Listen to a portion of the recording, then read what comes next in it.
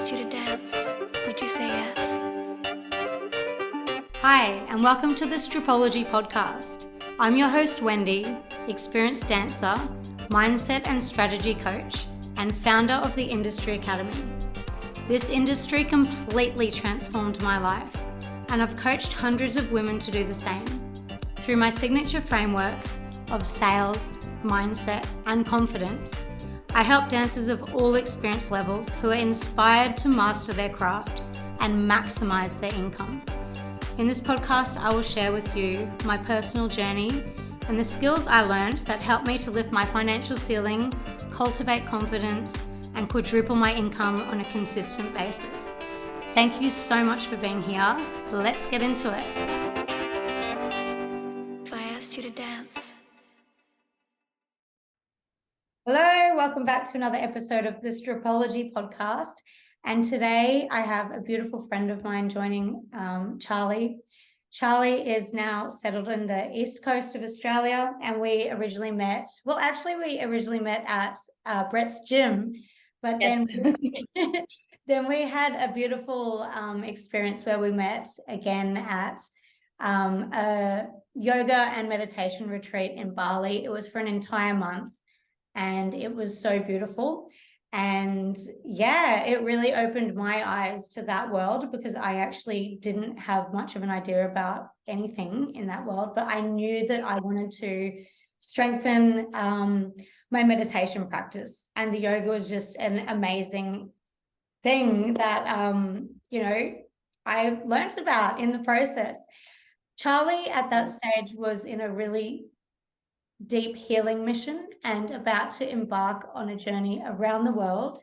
And then, like I said, settling in Queensland. Charlie is a somatic psychotherapist, and she loves to work with women and couples where they focus on first developing, that secure attachment. And I'll get you to explain this as well. But that relationship with self first and foremost, and then looking at relationship mastery with whoever they choose to be in relationship with. So thank you so much for being here, Charlie. You are so welcome, beautiful woman. It's so awesome reflecting on Bali and just how at that time my mission was still healing, but it was so focused on like the physical body, and how it's just completely like done a full circle. Yeah, amazing. And then sharing that now with others. Charlie has beautiful offerings, and my housemate at the moment actually recently did one of her programs and absolutely loved it. And I just really felt like I would love to get Charlie on this podcast to share some amazing wisdom. And I know that obviously coming from the industry as well for around a decade, really having a good insight into different, impacts that has on us and things like that. So, Charlie, I just want to ask you first about what sparked your healing journey. Yes. So essentially it all started with I was in the industry, as Wendy just shared. So I was very attached to my body image, and I was about 23, and I just started getting bloated. I started having gut issues and having this attachment to having my stomach really flat and being a certain way. It just sent me into this deep dive of how can I not be bloated? How can I heal my gut? And it was just, I was so obsessed with the physical aspect of healing, what's the right diet? What food can I eat? What food can't I eat? And I cleansed and I detoxed, and I was a bit obsessed with it.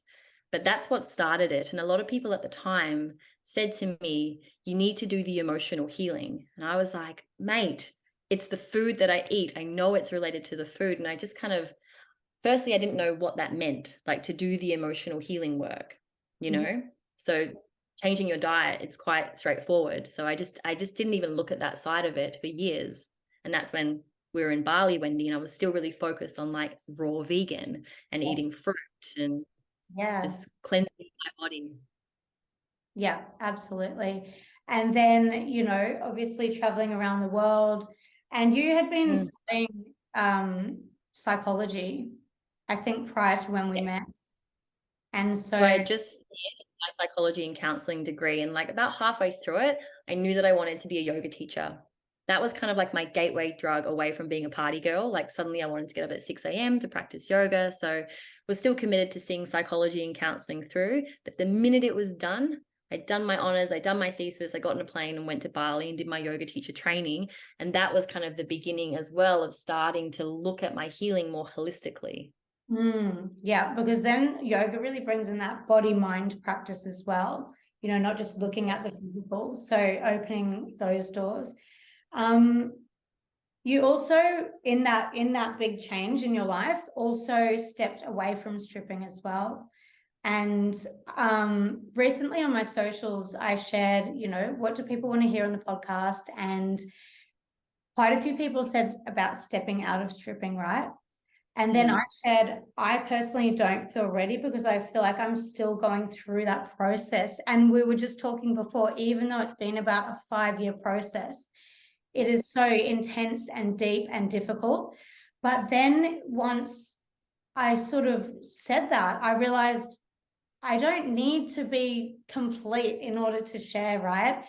And so there's just so many learnings on the way. And so I really want to ask you about your experience in stepping away from, so many things that you're involved in and sort of following that thread of interest, which personally I think is so powerful. It's always going to lead you to, where it is you are meant to be or meant to experience or things like that, but really just trusting and following that thread. And I know you've done that so beautifully leading up to this point where you are now. But I'd love to hear a little bit about the stepping away process for you. For sure. So I was in the industry for a decade, and first 5 years, I had a good time. I made my money, I traveled, I loved the leisurely lifestyle of working on the weekends. It really let me hyper focus on uni and do really well at uni. So I saw I was having a good time with it. But in the last 5 years, and I think this was after I'd started to find yoga and I wanted to not drink as much and I wanted to meditate and I wanted to get up and do different things. And I started to just feel myself changing and my interests were changing. The industry started to just feel more and more out of alignment, right? And I was going through a lot around intimacy. I was struggling to show up for intimacy in my relationships.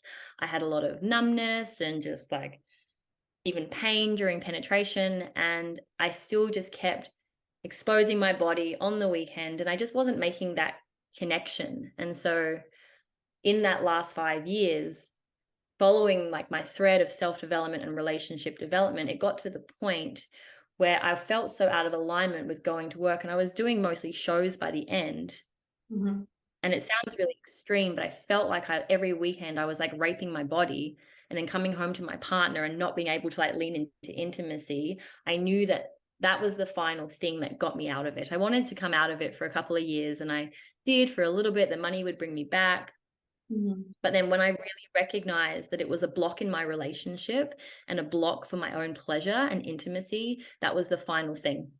Mm-hmm. And once I'd made that connection, the correlation and that decision, then it was easy for me to shut the door. And I did, and I was done. And once I did, there was no fear because I had really let it land. Even if I don't find another job, even if nothing comes in, I'm done.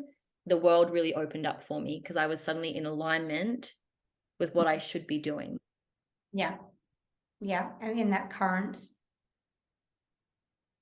And it's so beautiful now to think that those two major features of intimacy and relationship that were being so impacted for you and now what you're, relishing in now and really,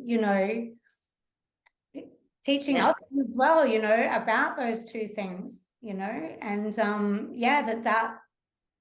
that was like a catapult for you, noticing that difficult reality to notice this is impacting my intimacy, this is impacting my relationship, and then really putting that as the highest value now and to follow to that. And now there, you know, when we first jumped on the call and I said, how have you been? You said, amazing. Like, you know, just focusing on my relationship and my online business, which is, you know, sharing this wisdom that you've sort of built for, you know, yourself, and now to share with others, that's at the forefront of everything. There's nothing in the way of that. That's how you're spending your time. That's how you love to spend your time. And I think that's so amazing.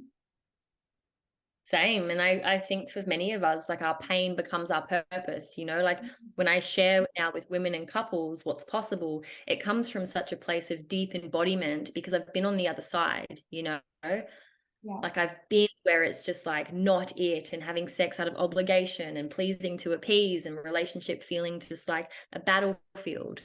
So it's like I know what that feels like, and I know now, and it's actually kind of what keeps me accountable, because so I can teach from an embodied place, I have to practice what I preach.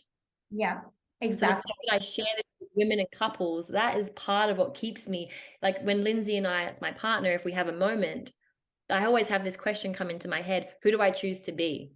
Am I the woman who teaches this work, or am I the child who hasn't done the work? And that keeps me just showing up at a certain standard. Yeah, for sure. I experienced that in a similar way, but obviously in the strip club, you know, wanting to really understand how to refine like the hustle and how to make, you know, as much as possible. That was really on the, you know, my top value, my top, you know, what I wanted to achieve and what I did achieve, and really learning everything on the way. And it feels like, for example, this analogy of really climbing up this big hill, like this mountain, like climbing up the mountain, like you know, I want to achieve this. I want to learn everything that there is possible to learn to help, you know, make this happen, and climbing and climbing and climbing for like a good decade as well. And then finally reaching the top and realizing, so for me, it was so interesting, similar to you. So for a long time with my coaches, you know, I would find myself saying, sorry, Laura's just going a bit crazy. I would find myself saying, like, this doesn't feel in alignment anymore. But part of the journey was actually to reach a stage that I feel like there's nothing more that I want to learn from this industry. There's nothing more that I could learn, right, from this industry. So reaching the top, realizing I don't actually really like this view that I worked so hard to get to. And then realizing that what it took for me to really feel like I reached the top of this giant mountain, was holding space for people and holding space in a way for my customers that would help them to feel safe and open, and therefore spend a lot of money on me. And they would, but it got a bit out of control because I was having customers, you know, fly to my city to just, you know, to see me, and just a lot of pressure was starting to happen where it's what I wanted to create, but then I realized I didn't actually want that. And it was this diabolical, crazy, like limbo that I was stuck in, where I was like, well, I don't want to go backwards.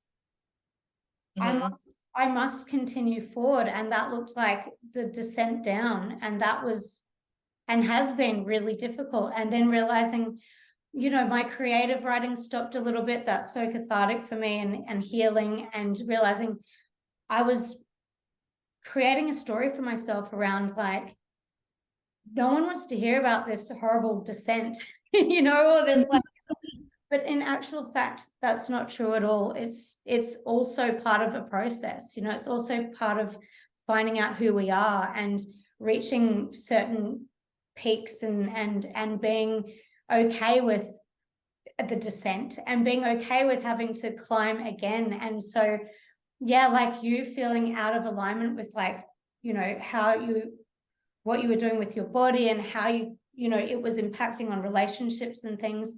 For me, it was this business here, you know, keeping me sort of in alignment with, well, I want to be able to share, you know, the highest quality information with people, but I want to be able to hold space for my clients that I work with, who I'm supporting, and it was just becoming way too difficult to hold space for my customers at work, my husband, and my clients. And that's when something had to give. And it was hard because the money's so good, but it was like, no, it's where do I put my focus? Where feels most in alignment? Where lights me up? And what feels like actual true service? So I think the big piece there, it's the alignment piece, yeah. It's like, where am I truly out of alignment, and how can I just pivot so that I can be in integrity with myself? So we're not in integrity with ourselves. It doesn't matter how much money we're making. It feels like shit. It does. At the end, I wasn't counting it. I was just chucking it, taking it off my wrist, chucking it. I don't give a fuck. That's over.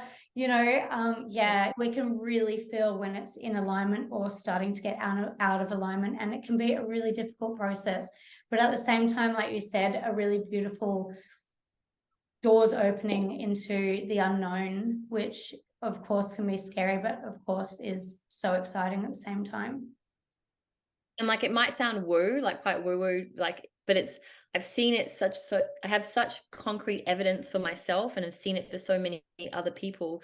When you close something that's not in alignment, you are rewarded. Things flow in, other things open all the time. Yeah. We don't need to know what it's going to be. It's just have to and know, like, it's the feeling in the body, because that's the thing. The mind can argue so many sides of, should I stay, should I go, whether it's the industry or a relationship, right? But there's always a feeling in the body. There's always something in the body that knows. There's a wisdom that actually has the answer. I don't know. It's just, I don't want to look. Mm-hmm. Yeah. Yeah, exactly. Yeah, we do know. Always. Yeah. So you're quite big on, with your teachings, attachment styles and how they impact in basically every area of life. Oh, yeah. Relationship, whether it's any reaction, it generally always can whittle down to our attachment style and the meaning that we place on things due to our blueprint. So would you like to share a little bit more deeply on that? For sure. And I really like the point that you made then, how it's like all relationships. So dependent on like this blueprint we have around relationship, it's not just with the intimate partner that it plays out. It plays out with our kids. It plays out with like the relationship I have with my business, the relationship I have with money, so it's all relationships. But the one where attachment wounds really show up is with our intimate partner. Mm-hmm. And what's happening here is based on this blueprint of attachment that's been formed in childhood, based on the emotional bond that we did or did not receive from our primary caregiver. This then comes with us and we play it out in our adult relating, right? And so attachment theory is quite like a buzzword right now, and people do seem to know it. And there's a lot of talk around like an anxious attachment or avoidant or secure, but it's to know that it's a spectrum and you can be all of them. There's one that we like predominantly kind of lean towards, but a different partner or like a different, and it like business or family, mum, dad, partner, child, they can bring out different versions of it. But we do tend to have one that's like that shows up a little bit more. Mm-hmm. And it can be really like, it's an intense space in relationship when your attachment system is activated and it's happening at this unconscious level, which by that I mean it's out of your awareness. Mm-hmm. It's just how you think you are.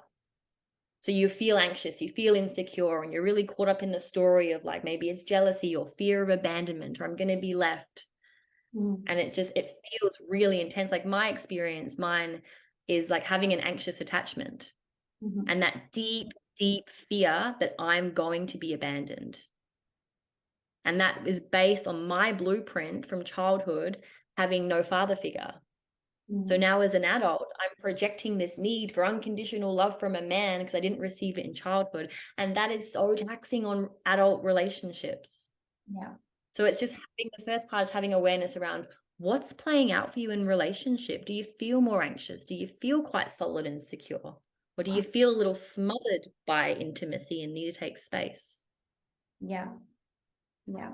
That's so interesting that you brought up the spectrum, because, you know, like we said at the beginning, and like you just mentioned, mine is also an anxious attachment, and a huge fear of abandonment, and even an inkling of a perceived abandonment even can be difficult, you know. So is that like hyper focus on real or perceived abandonment? Is that, you know, could this turn into abandonment, you know, like really, you know, that's been a huge part of my healing process as well. But also when you mentioned like with different partners, different, you know, styles can come out, because I've definitely experienced that in the past as well, knowing that, yeah, like the dynamic between me and different personality types can really bring out different parts of me and different insecurities in me. So that's a really interesting insight. And then Yeah. sorry. There you go. So when these happen, because, you know, say something is sparked and we do experience a really intense emotion, whether it's anxiety or, you know, fear, what can you tell us about the process that can kind of happen when we're experiencing that? So what often happens is it starts with like a thought in the mind, like you said it before, and this is something I always get people to reflect on. Like, as humans, we are meaning making machines. We are assigning meaning to everything that we see, we hear. So just say our partner says something, it's almost instantaneous that we make that mean something. We create a story about it. And so it starts in the mind, but then the reactivity comes into the body. And it might be like tightness in the chest, or like the belly, or the solar plexus. It might feel like your head is going to explode, but we start to have this like fight flight response at the level of the nervous system.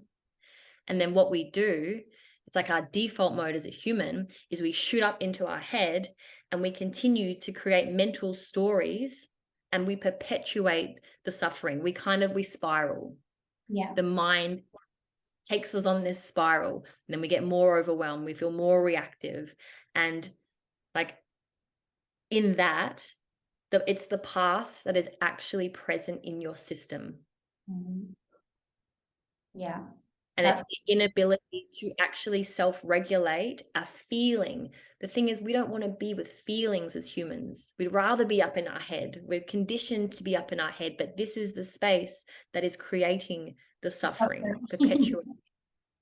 Yeah, it's crazy, but you know, it's what we do as humans, and that's really you know, it's so amazing, and plus so fucking difficult at the same time. I love that sentence, and I've never heard it before, but I have an understanding of it. But just in these 3 words, it's the past, or 4 or whatever, the past is present. You know, Yes. that just speaks volumes to me so loudly.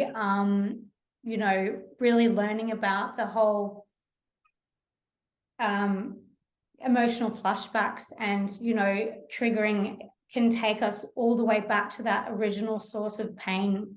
And it feels like you said, the past is in the present. That's just such a profound, way of saying it. And that's exactly what's happening. But also, like you mentioned, it's unconscious. We're not aware. So we might be in the present moment, experiencing the sensations of a past trauma, for example, and wondering, why do I feel so fucking anxious right now? Or like, why am I, you know, getting so overwhelmed right now? Or why am I so frustrated right now? All the things, you know, and we're just experiencing the past in the present, but not being aware of that. Yeah, that's exactly right. And like the scary thing is for most people, there is that lack of awareness, and there's such a big identification with this being who I am. I am anxious. I am in fear. Like, this is happening. This feels so real. And the thing is, it does feel real. The body's having a somatic response.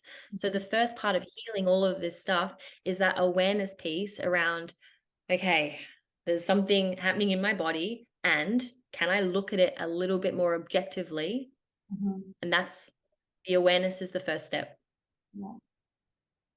And then going into the body and doing that somatic work that we were talking about before the What I call. say to people all the time is that, like, you can't think your way out of your problems. Like, really, we were just having that chat before, like, you've been doing a lot of top-down therapies for like a decade. I've been like studying in academics and lots of as well, like talk therapy, and it's half the battle. It's like awareness is half the battle, and you can't skip that step, right? Yeah. It's what creates the space to then say, hey, okay, maybe this isn't me, you know? But then the next part, which is the most important, I believe, is actually tending to the felt sense that's in the body, coming away from the stories that are looping in the mind. And it's like, what does this actually feel like? Because if you actually feel an emotion in the body fully, like full presence, it takes 90 seconds to move through you. If it takes any longer than that, it's because you're in your head creating stories. Yeah. So how can we come into the body and address it at that level? Yeah. And when you say address it at that level, can you please give a few examples of what that might look like? Yes. So my work is somatic psychotherapy, and there's a beautiful modality called Hakomi, Hakomi. And what that is doing, so this isn't something that you would do by yourself. It's also known as assisted self-study. And you're having someone drop you into like a really mindful state so you can access these parts of you, the feelings in the body, because they're your childlike parts, your little girl or your little boy. And you're going into this deep state of relaxation and connecting to the felt sense, and you're reparenting those parts. You're accessing core material, like at the level of your nervous system and your unconscious mind, and you're rewriting the story at this deep level, this felt sense. And so that's something that you would do facilitated. It's beautiful work, but also a way to be with your feelings, or like even dance or shaking, or just like taking really big breaths, but just really, okay, I'm going to feel into my body. The mind says I'm anxious. Cool. What does that feel like? So it's like, okay, there's tightness in the chest, feels like contraction. It's moving, it's getting heavier, it's spinning. And you just keep being so present with it. And you'll notice that it just starts to dissolve. Yeah. And you're so right with if the mind then jumps on board with the feeling in the body, because it's like you said as well, like it's just trying to create meaning. So if there's this intense anxiety, for example, in the body, and then the mind is trying to attach a meaning to that, it might come up with all different, and that's what the spiral is. It's like, oh, it's because of this. Oh, it's because, I shouldn't have said that, or it's because I left the stove on, or, it's because, oh my God, everyone's staring at me and I feel really unsafe, or whatever it is, it's trying to latch onto a meaning. And then everything, and it's reinforcing that feeling then. And that's when it can kind of escalate into a really uncontrollable feeling, because they're kind of fueling each other, So I love that, just like separate it out and just be really present with the feeling and allow it to move its energy. And it's also to know, though, that I totally get that when I ask this of someone, in the moment that you're triggered, it feels impossible. So it's like having compassion for yourself to like know it's a practice. That's why getting support in the beginning is great, because it's like when you're triggered, you're just fucking triggered. Like it's all out the window. So it's like, as well as having a process for when you are triggered, what is your commitment to yourself every single day to keep your nervous system in a more regulated state, so that when you are triggered, there's more of a chance that you're going to be able to pull yourself back into your window of tolerance and do some kind of like somatic being with. Yeah, absolutely. Thank you. And that's something that I love to share a lot in this space is, in the stripping world, I'll bring it back to that naturally. We experience these things all of the time, because there is just so many variables that can happen in a night that can essentially set off a trigger. And being a practice, and yes, it is very difficult, if not near impossible, to get ourselves out of a trigger state if we're not in that practice, because the practice really helps. It helps to create a tool for ourselves. So in the moment when something does happen, we can really be more on top of it. We can really understand what's going on more and not fuel that fire. And I know for me, this, obviously Hustling Well is not all about sales at all. It's about that inner work and about that identifying different things and helping to sort of smooth them out or heal them, and so they don't keep propping up and sort of making us wobble, and just gaining that deep understanding. I feel like it's the support act, it's the necessary supportive side to really, reaching those new heights. You need to ground down. And so this looks like creating practices outside of work that can really support and nourish your nervous system. It can help, with all areas of life, obviously, but just really prioritizing that in life, and not skipping over it and then wondering, oh, why am I always anxious when I get to work? Or why do I always get so frustrated when people say annoying things? Or, all the things that can pop up in relationship too.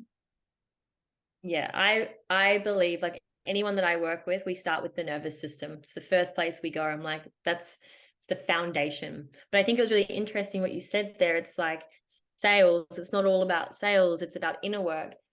Being successful at sales is being successful at inner work, right? Because when we struggle with sales, it's usually because we're putting a whole lot of meaning behind why someone says no. Yeah. When we personally, and then we can't go to the next, so it's like sales is inner work. Yeah. And both of these are benefited from a regulated nervous system and really starting to question, where am I making something mean something about me? How am I making that no mean something about me? How am I making that thing my partner said mean something about me? That's why we suffer, because we assign a meaning that doesn't serve us. That's hardly ever true. Yeah, exactly. Totally. Spot on. And really, looking at what are the meanings. And I say this so much, like in the academy, especially when we're really fine-tuning things, but ideally we want the no's to be completely neutral. They don't mean anything about anything. Let's just look at this logically here. And it's just so easy to forget that, especially when we're feeling a bit dysregulated and the meanings are kind of flying out more and more. Definitely the goal there is that self-regulation, that practice, daily practice, and heading towards neutrality, where we can just keep that base level nice and sturdy and not get the wobbles at every sign of, meaning. I love that insight around the meaning part, that we're meaning machines. The meaning-making machines, and everything that you're just saying, this is the work that I teach women and couples in relationship. And can you imagine when you're in relationship, it's really hard to not take that personally. Because it is about me. But if you can still apply a level of neutrality, knowing that your partner is over there having their experience and it actually doesn't mean anything about you, then we don't need to drop into triggered reactivity and be trigger meeting trigger, just like we don't need to take a no in a strip club personally. So this work maps across to all relationships, like we said at the beginning, like sales, intimacy. It's so relevant. Business, money. Yeah, it is. It really is. And it's so interesting, this day and age at the moment. You hear it flung around a lot, do the work, this, and it's all, but it is just so relevant, the different, you're focusing on relationships, I'm focusing on the hustle and maximizing income in the stripping world. But again, it both comes back down to understanding yourself on a more deeper level. So therefore you can understand others on a deeper level. And just not getting into that reactive state, that we know that reactive state is what kind of destroys things. It destroys confidence, it destroys relationships, it destroys our view of ourselves. all of these things, and just bringing it back to the understanding and that awareness, and then, even deeper, how do I work with this once I've understood what's going on, and creating a practice that suits your own individual self. What I love is that there's lots of like do the work, what's the work? But once you kind of figure out like what the work is for you, it does apply to all these different areas, like self-development will improve your business, you as a salesperson, you as a partner, like it's great. It's like when you don't know what the work is, maybe it's overwhelming, but it actually is quite simple and it applies to all areas of life. Yeah, that's right. And again, the meaning thing, do the work. Maybe our brain attaches a meaning to that, Yes. Or what is this fucking work or whatever, Yeah. And it is just sort of a journey pointing inwards and really discovering what is there, and what can I do with that to support me moving through my experience in this world. And then, and then the extension of that, other people also navigating that. And it doesn't need to be personal. It's when we're projecting all around really unconsciously that it can be hard to navigate. And if I can teach a woman one thing, it's to not take anything personally. That would be it. That's the thing I would gift everyone. Beautiful. I love that. Thank you. Amazing. I would love to now invite you to share how people can find you and what you currently have on offer in this realm, because I know it's so supportive of the work that you do. Thank you. Appreciate that. And I love what I do, and my space is really with women and with couples.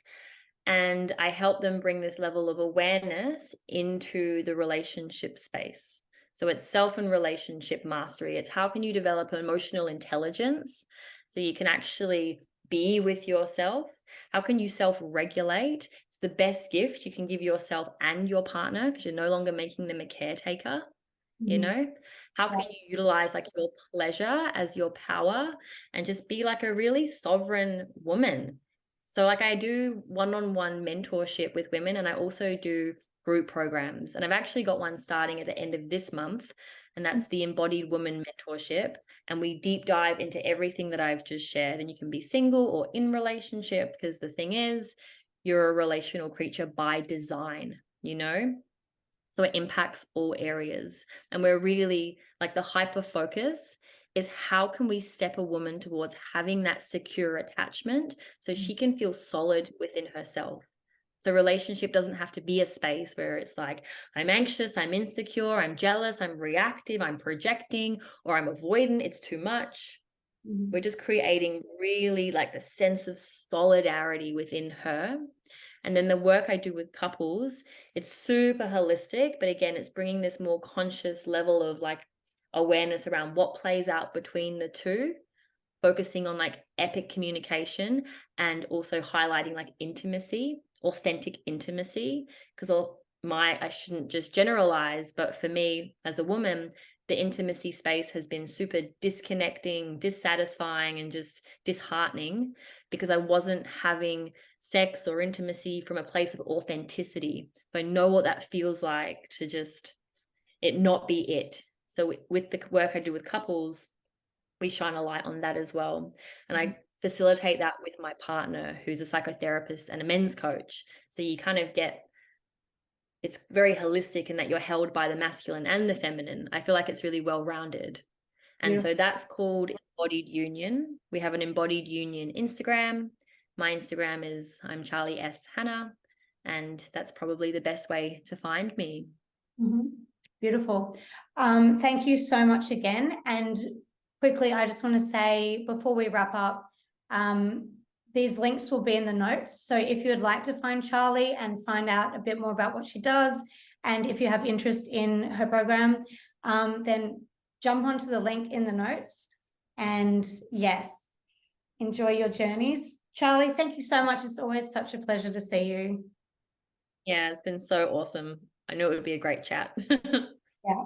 Yeah, great to have you. All right, I'll see everyone next week.